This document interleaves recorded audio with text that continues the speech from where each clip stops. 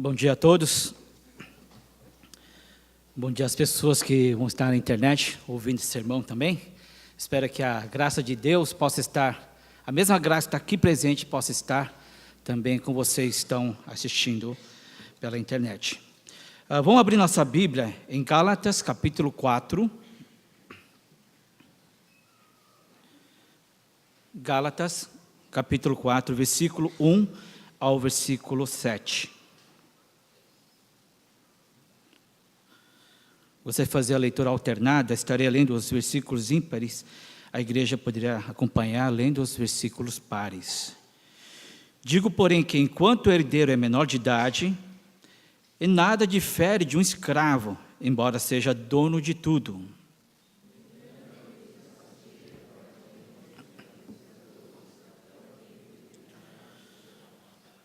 Assim também nós, quando éramos menores, estávamos escravizados aos princípios elementares do mundo.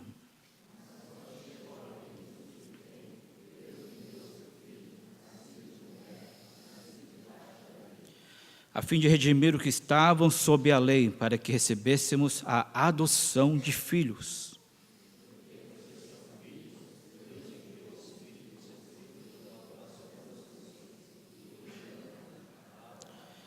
Assim você já não é mais escravo, mas filho, e por ser filho, Deus também o tornou herdeiro. Amém.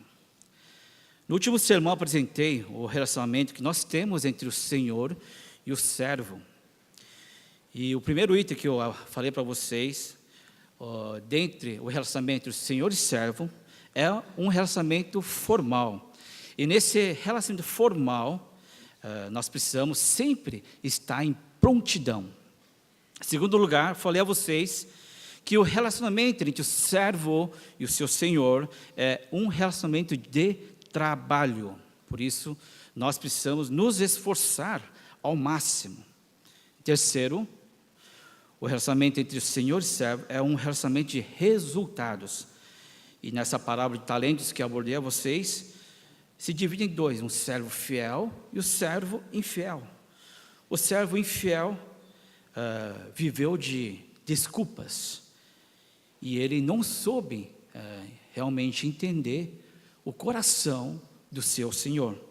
Mas esses dois servos fiéis, qual conseguiram dobrar os seus talentos, eles conseguiram ler a mente do seu senhor.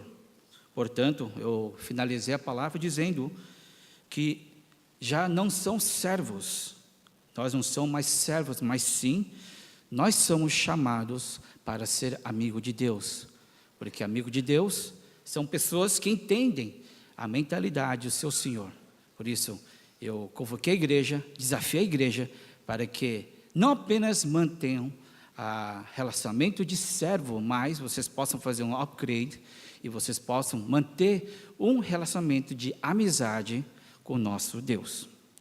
Hoje eu irei falar sobre como manter, como é que é o relacionamento que nós temos entre Deus Pai e nós como filhos.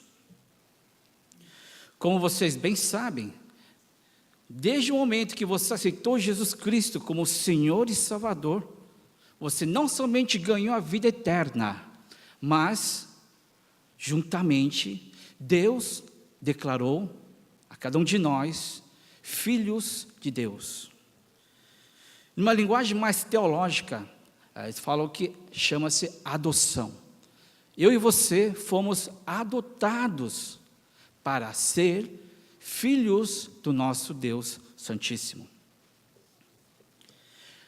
Hoje em dia, tratando-se de adoção, é prática normal você adotar uma criança quando ela é bem pequena. E por que nós adotamos crianças pequenas na sua tenra idade? Para que ela não tenha resistência a se incorporar na família. Por isso, é recomendado você, quanto menor, melhor. Quanto mais criança, a criança irá se adaptar mais facilmente à família nova. Também no tempo antigo do mundo romano, A adoção também era uma prática frequente. Só que eles não adotavam crianças, mas sim jovens adultos. Para quê?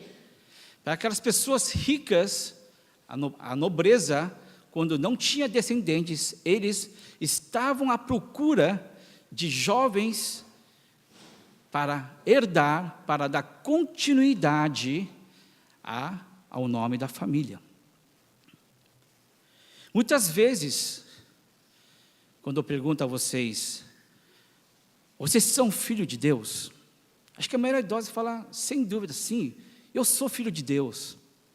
Mas a questão é, você se sente como filho de Deus? Aí a resposta pode ser um pouco variada. Sim, eu sei que, teoricamente, eu sou filho de Deus, porque a Bíblia fala, mas ainda não tenho um relacionamento entre meu pai, que é Deus, e eu como filho. Nós temos, de uma certa maneira, uma certa crise de identidade entre eu como filho e Deus como pai. Como é que nós podemos manter um relacionamento? Como é que eu posso falar do meu pai celestial se eu não sei nada sobre ele? E como é que ele vai estar presente na nossa vida? Como é que ele realmente mostra o seu carinho, o seu amor para conosco? E muitas vezes nós sentimos que não somos, muitas vezes, filhos de Deus. A razão pela qual que nós não sentimos filho de Deus são dois motivos. Primeiro, quando a gente adota uma criança, como tem falado hoje em dia, a gente adota uma criança quando ele não sabe ler nem escrever, ou seja, a criança não tem consciência. Mas, diferente quando nós, eu e você, fomos aceitos como filho de Deus, nós fomos aceitos com sã consciência, nós já temos idade, a nossa identidade já está formada, eu sei do que eu gosto, eu sei do que eu não gosto. É por isso, muitas vezes, é muito difícil a gente adequar com o padrão celestial, porque não foi desde o berço, foi, de uma certa maneira, abrupta. Puxa, agora eu sou filho de Deus, e agora? Como é que é essa vida? Como é que é esse viver como filho de Deus? Será que tenho todo direito? Quais são os meus direitos? Quais são os meus deveres? Como é que eu devo me portar? Não somente isso, a dificuldade não é apenas porque eu e você aceitamos Jesus já com uma identidade formada. Como mencionei no tempo do Romano, eles adotavam jovens de bom caráter para assumir a herança de uma família nobre. O problema é que quando nós fomos aceitos fazer parte da família de Deus, para ser filho de Deus ou filha de Deus, o problema é que nós não tínhamos um caráter tão bom assim.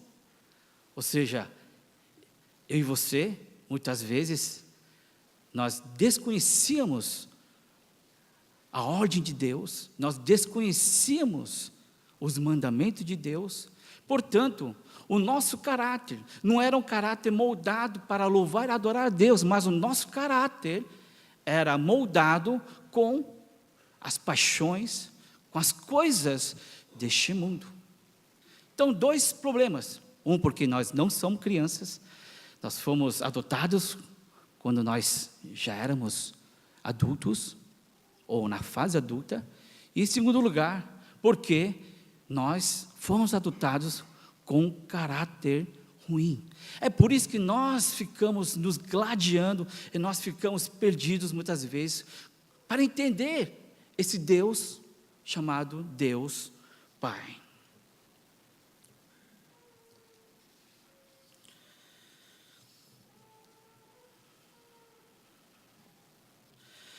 Agora nós tornamos filho de Deus, a questão é, e agora?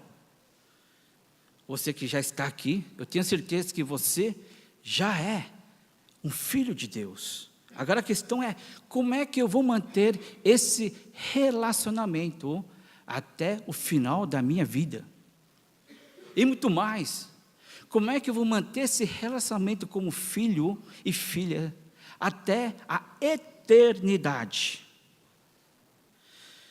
Se você ler o nosso capítulo, os versículos de hoje, nós podemos mostrar dois tipos de relacionamentos, ou dois tipos de filhos.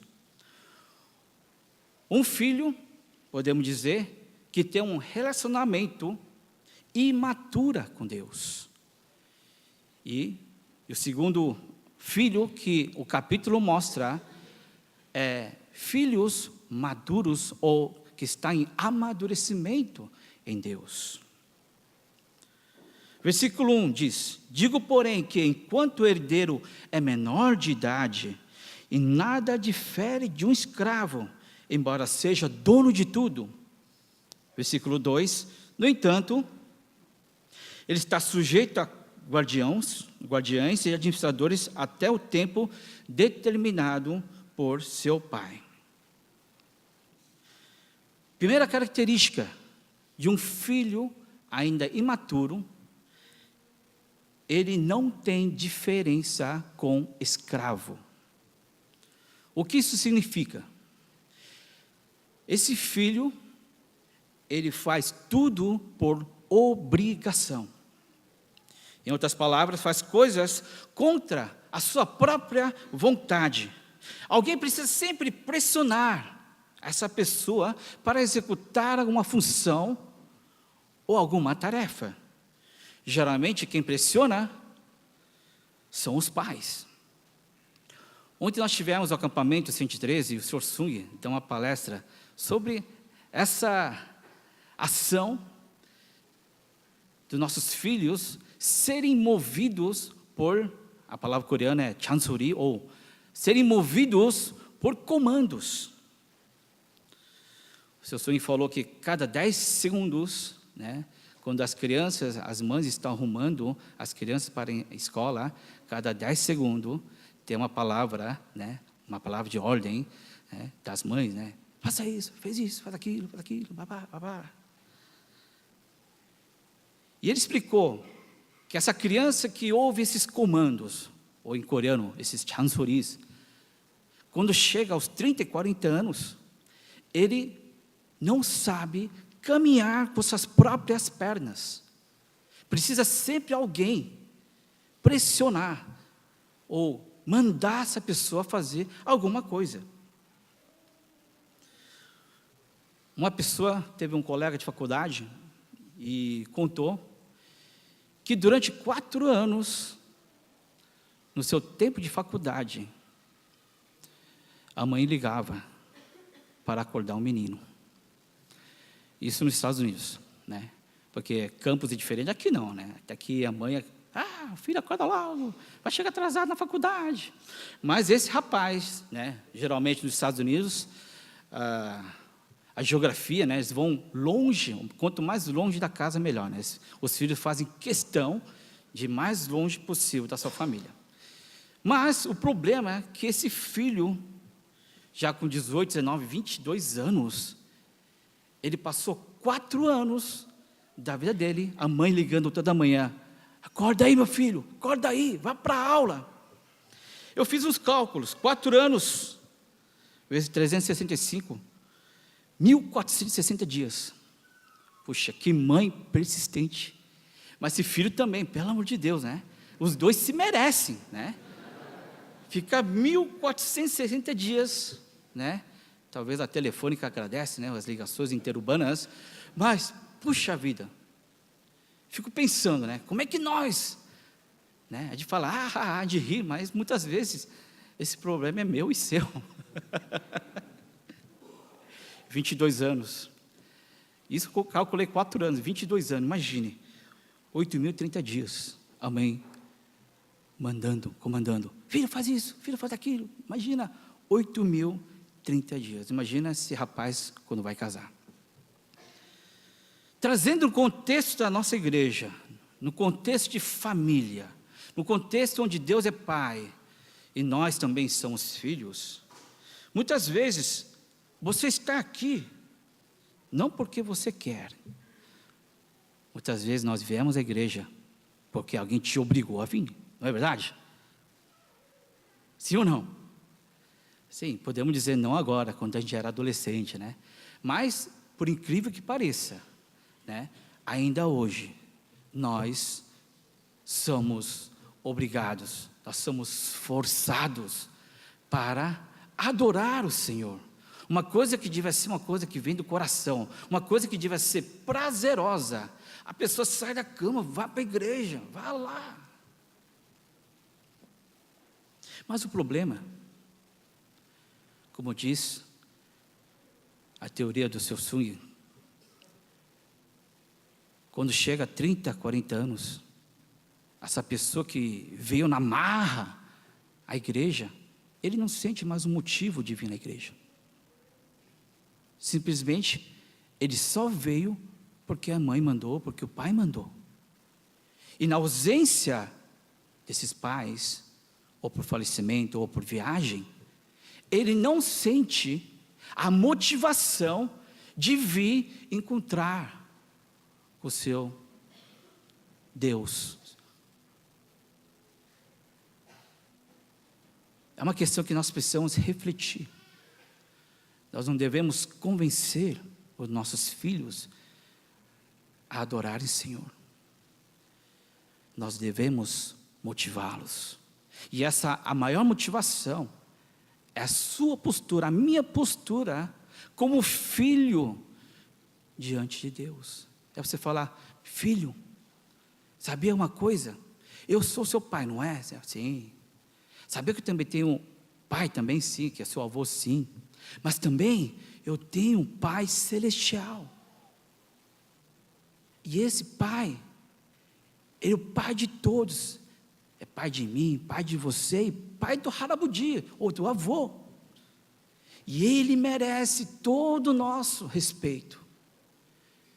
Se você colocar essa atitude, se você educar dessa maneira, tenho certeza que a motivação de ele vir na igreja não vai ser por mera obrigação. A segunda atitude de um filho imaturo, se você ler o versículo 3, assim também nós, quando éramos menores, estávamos escravizados aos princípios elementares do mundo. Enquanto a primeira característica do filho imaturo é você ser um escravo, uma pessoa imatura, movida a comandos. A segunda característica de um filho imaturo é que ele vive escravizado pelas paixões. Não é paixão em relação a Deus, em relação às coisas do mandamento da Bíblia. É sobre as paixões carnais. Enquanto o primeiro é escravo de pessoas, alguém comandando, o segundo ele é escravo de seus desejos. São indivíduos que estão confusos e devem seguir a sua velha natureza pecaminosa, ou estão gladiando em tentar ser uma nova criatura em Cristo. Entre decidir o que é certo, de acordo com a Bíblia, a tendência dessa pessoa é buscar, na sua maioria, as coisas erradas. São cristãos que, apesar de ter a natureza, ou seja, apesar de ser considerados filhos, são filhos que sempre vivem no vermelho. O que significa viver no vermelho? Sempre está lá no limite, né? Tem aquelas pessoas que estudam só para passar, né? Ou seja, a média, né? Antigamente a média era 5, né? 5 é azul, 4,9 é vermelho, ou seja, 4,9 você não passa de ano. São pessoas que estão lá sempre 4,95, 4,95, mal consegue passar de ano, ou seja, o relacionamento com Deus sempre está no vermelho, entre vai ou não vai, sempre está no vermelho. Não, Senhor, não consigo entender, não, prefiro realmente seguir o que eu quero, prefiro fazer as coisas que realmente eu quero planejar, Senhor, não, essas coisas são muito difíceis para mim. Sempre nós mantemos o vermelho em relação a Deus. João 8, versículo 34 a 36, diz o seguinte: Jesus respondeu: digo-lhes a verdade, todo aquele que vive pecando é escravo do pecado. O escravo não tem lugar permanente na família, mas o filho pertence a ela para sempre. São pessoas imaturas que são escravos dos seus desejos.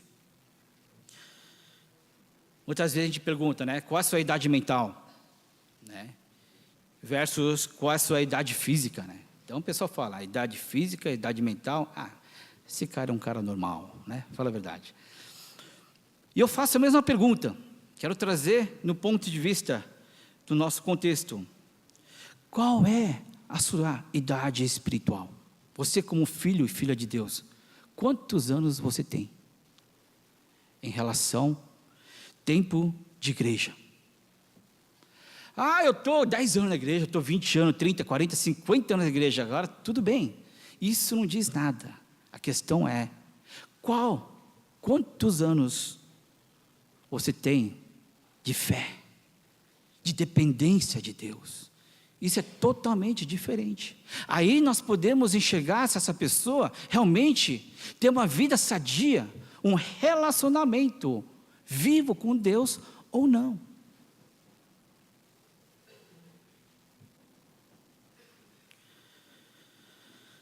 O versículo continua: portanto, se o Filho os libertar, vocês de fato serão livres. O que isso significa? A boa notícia é que Jesus vai libertar eu e você dessas paixões. Essas coisas carnais, esses desejos não vão mais controlar você. Conhecereis a verdade. Se você vê os versículos do capítulo 8, conhecereis a verdade, e a verdade irá libertar você. Do quê? Dos nossos desejos. Do quê? Daquela vontade de desobedecer Deus. Deus, Jesus, se você é uma nova criatura, Jesus vai dar poder para que você possa se libertar. Amém?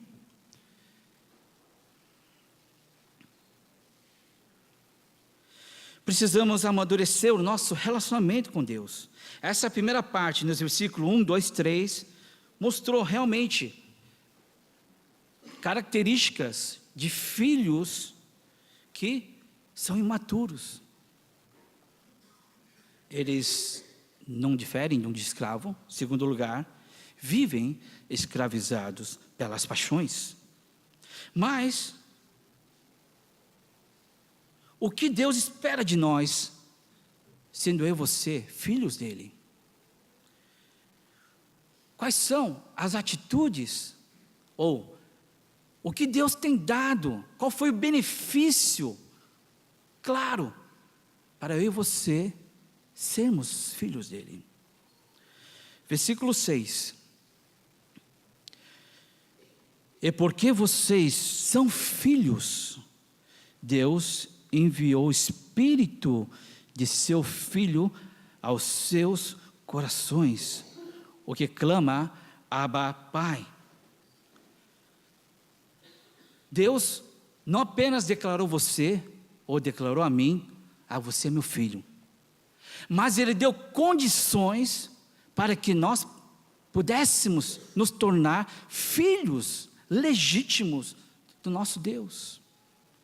Ele não somente escreveu assim, nosso filho está adotado, agora filho, você se vira aí, você é livre para fazer o que quiser. Não. Quando você aceitou Jesus, Deus deu a cada um de nós, sabe o quê? O mesmo Espírito de Jesus. Que Espírito é esse? O mesmo Espírito que é capaz de dizer sim às coisas espirituais e dizer não às coisas carnais. João 8,44 diz o seguinte: vocês pertencem ao pai de vocês. Sabe quem? Para surpresa, o diabo.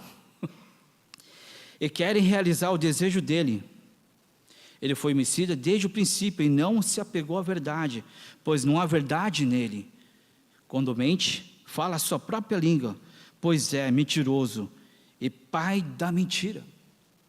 Quando Deus resolveu resgatar você e a mim, Ele tirou da garra, né, da filiação do diabo, Ele tirou de lá, né, da desobediência, da mentira, da corrupção, para trazer você num estado diferente, debaixo de uma nova lei, debaixo de uma nova filiação.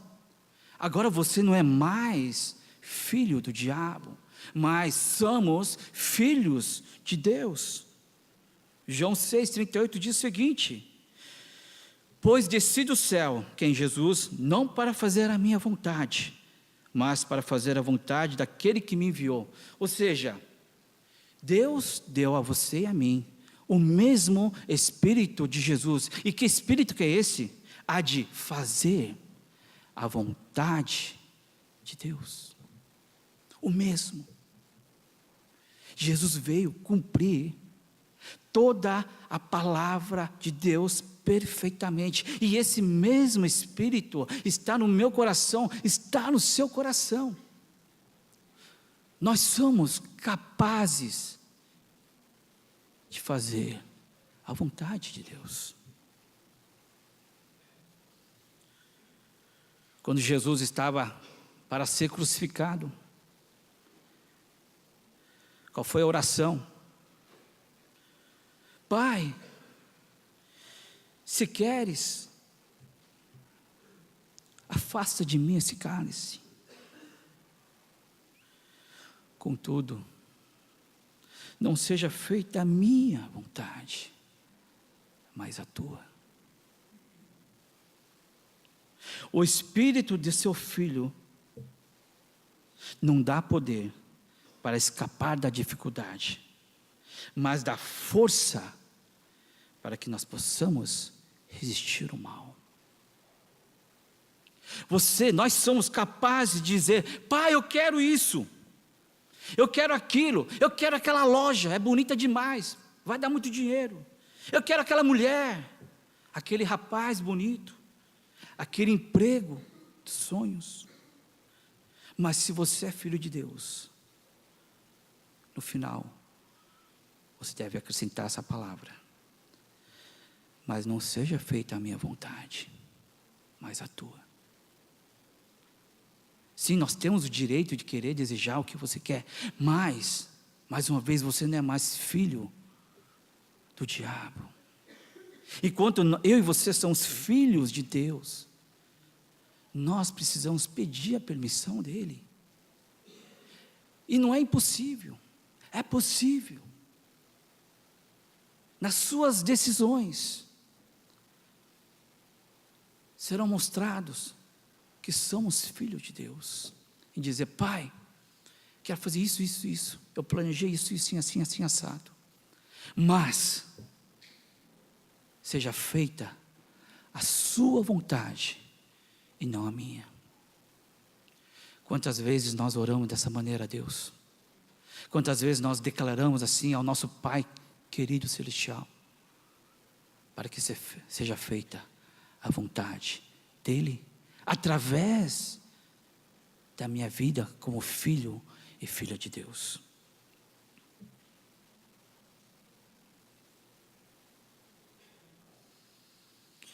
Não somente isso, Deus não dá apenas o seu Espírito, o Espírito Filho, Ele apenas não deu condições para que eu e você pudéssemos nos tornar filhos de Deus.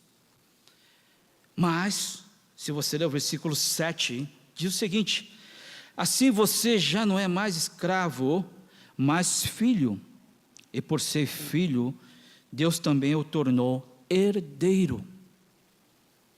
Quando a gente fala herdeiro, quando a gente fala na Bíblia herdeiro, muitas vezes nós imaginamos sobre a herança que a gente vai receber lá no céu, não é verdade? Parece algo muito longe. Nós somos herdeiros da salvação, nós vamos ter o reino dos céus. Está muito longe. Mas na verdade, a implicação desse versículo é que eu e você, nós somos herdeiros não apenas das coisas que irão vir, mas das coisas que já vieram, que já estão acontecendo na terra.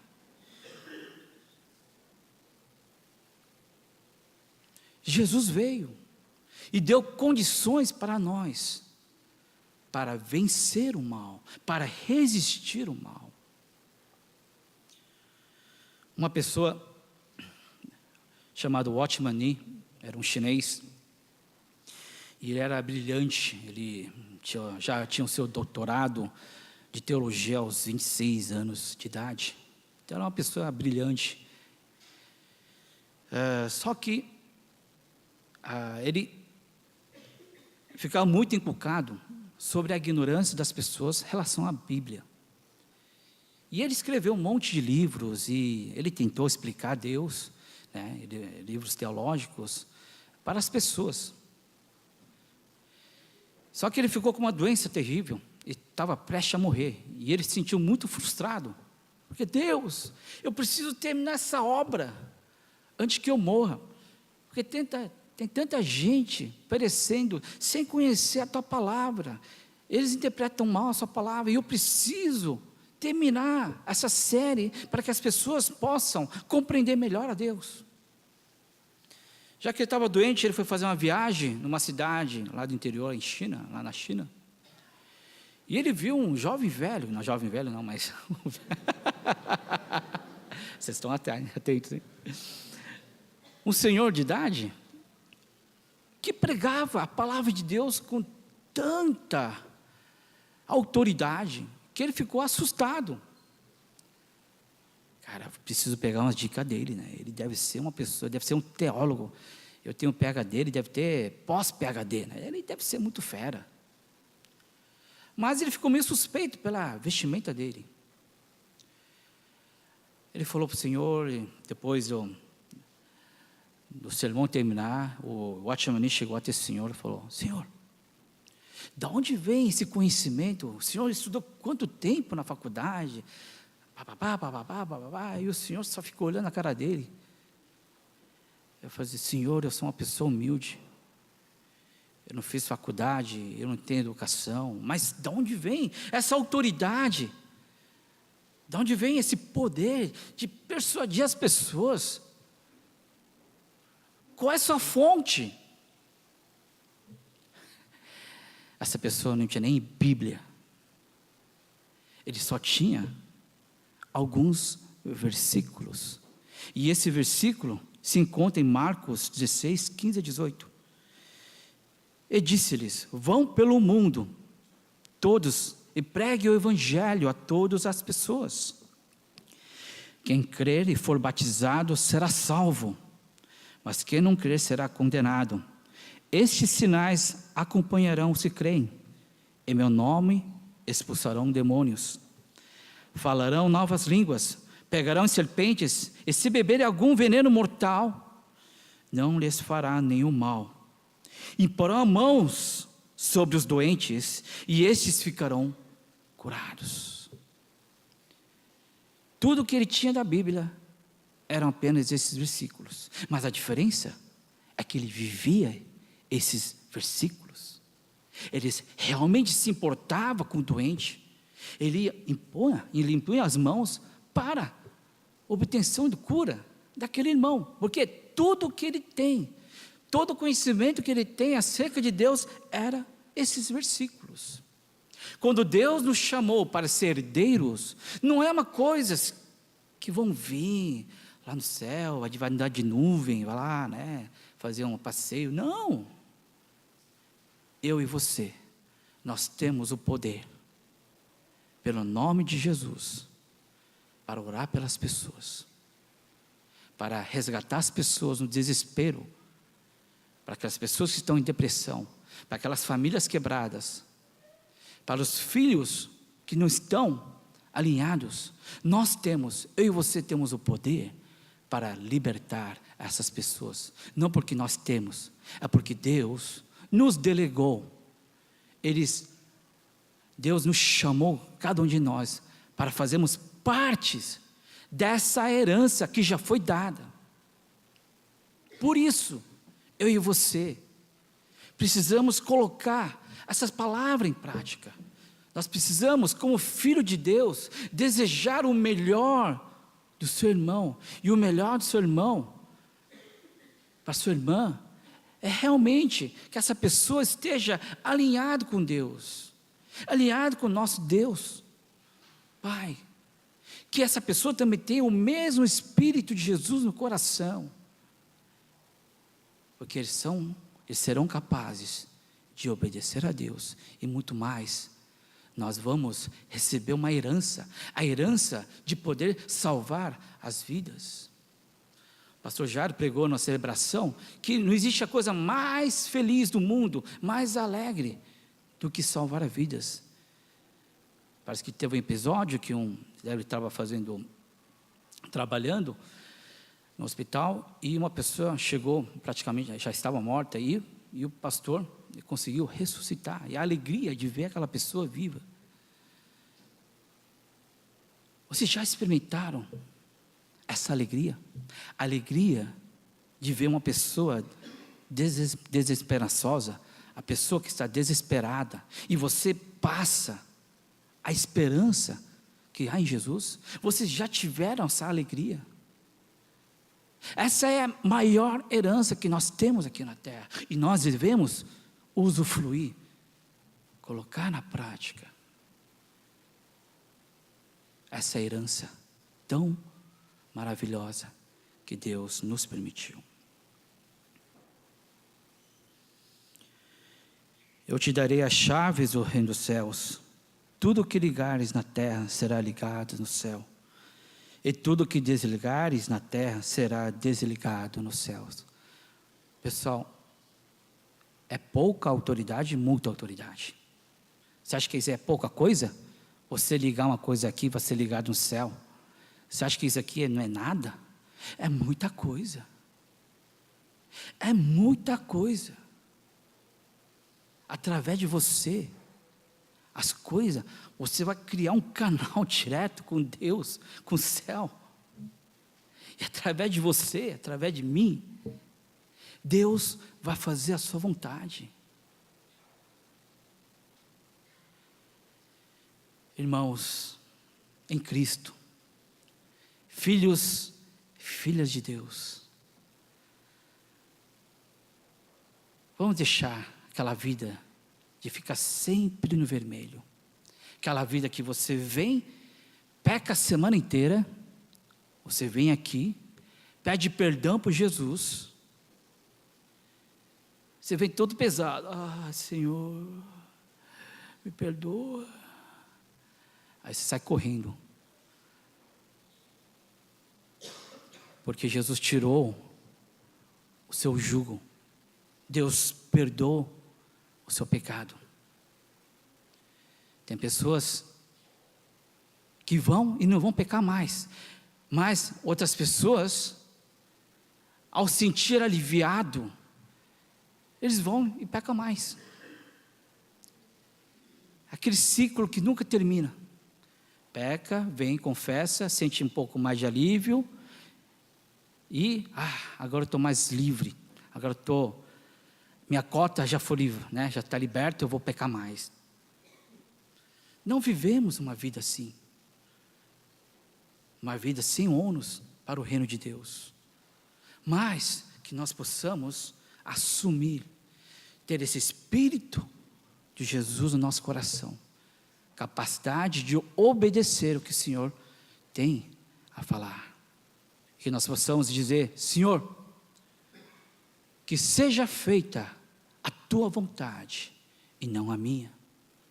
Também, Senhor, nos reveste do poder para que nós possamos usufruir das coisas que o Senhor já tem nos dado, para que usemos nossos dons e os nossos talentos para servir e para, principalmente, sermos filhos legítimos do nosso Deus.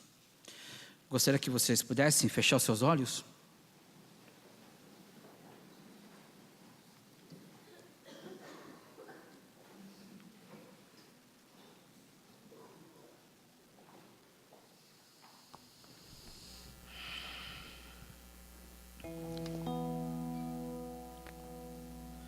Que tipo de relacionamento você quer manter com seu Deus, Pai?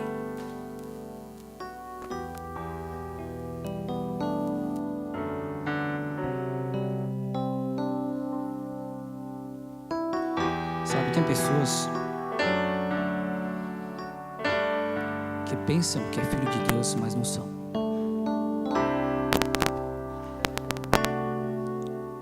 Eu vi pessoas fazendo todo tipo de criminalidade, e no fim eles falam: eu sou filho de Deus também. Mas sabemos que essa graça de se tornar filho de Deus não é para todos, somente para aqueles que entregaram sua vida para Jesus.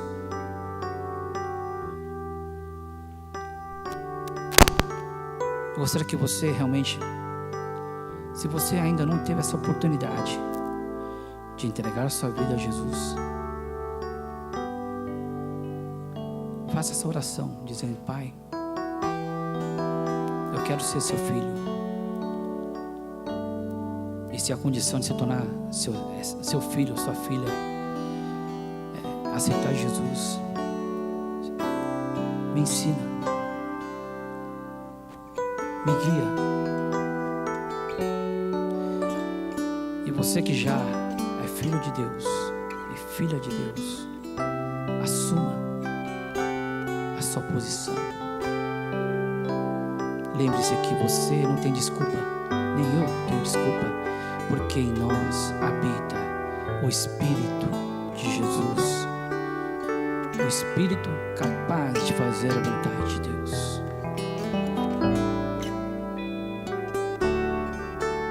O Espírito capaz de dizer: não seja feita a minha vontade, mas a tua.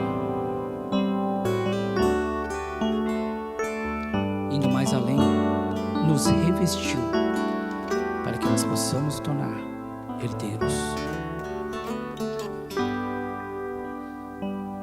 Vamos assumir esse compromisso? Não é muita coisa. Aquele senhor chinês só precisou de alguns versículos para fazer tamanha diferença.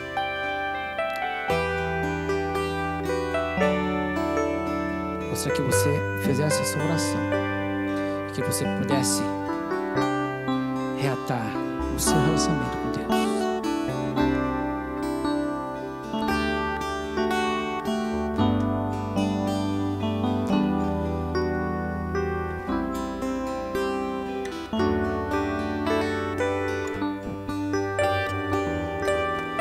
Pai, obrigado pela palavra de hoje.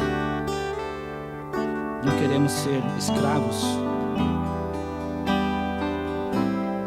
e nem queremos ser confundidos como escravos, mas queremos ser seus filhos. Obrigado pelo seu filho. Obrigado porque Jesus foi nosso exemplo. Não apenas o nosso exemplo, mas o mesmo Espírito está em nosso coração. Senhor, faz cada um de nós obedientes à tua palavra, porque sabemos que a sua vontade é boa, perfeita e agradável. Em nome de Jesus Cristo oramos.